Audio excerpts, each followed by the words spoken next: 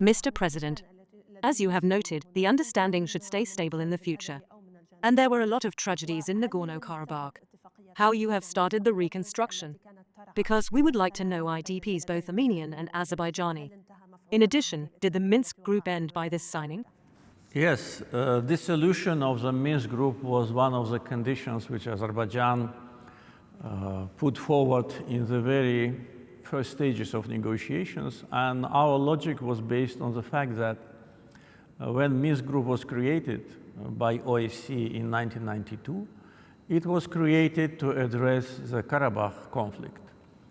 So when Armenia officially recognizes Karabakh as part of Azerbaijan, and when they say that the conflict is over, that means that the legal existence of Minsk group is absurd. And if they insist on keeping it alive, that means that they still have territorial claims to Karabakh. So that was the logic which was the basis for our position. And it took us a lot of time and effort to persuade Armenia to agree that both sides should write a letter to OSCE in order to dissolve the Minsk group, what happened in the presence of President Trump. So now the process has started, and that will be the legal death of Minsk group, because it's already dysfunctional for almost 5 years. With respect to IDPs, during the First Karabakh War, there have been no Armenian IDPs, because Azerbaijan did not occupy territory of Armenia. They occupied our territory. That's why we had so many refugees and IDPs which lived in difficult conditions during these years.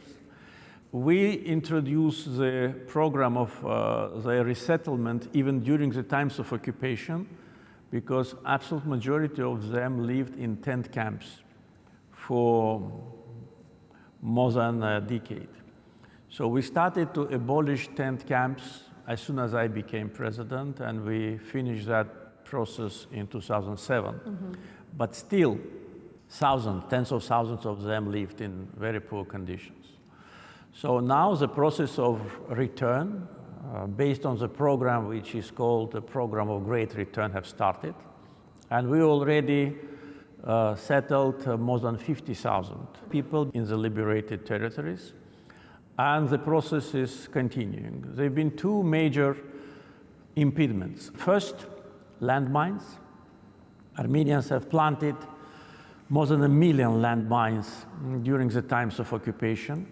And after the Second Karabakh War ended in November 2020 until today, we have almost 400 casualties. More than 70 killed, and the rest severely injured because of the landmines.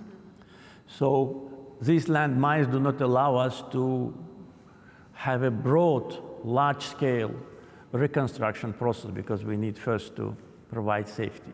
And second, there was a total destruction of infrastructure in Karabakh. Our cities and villages were leveled to ground. Sanitation, water supply, electricity, railroads, highways, all was totally ruined. So we spent most of our money in these first years of reconstruction to build infrastructure, and in parallel to build villages and cities. So now we are almost in the final stage of infrastructural development. I think full infrastructure projects will be ready maybe in 2-3 years. And now we spend more money for housing projects. So it's now visible, like buildings are coming from the middle of nowhere.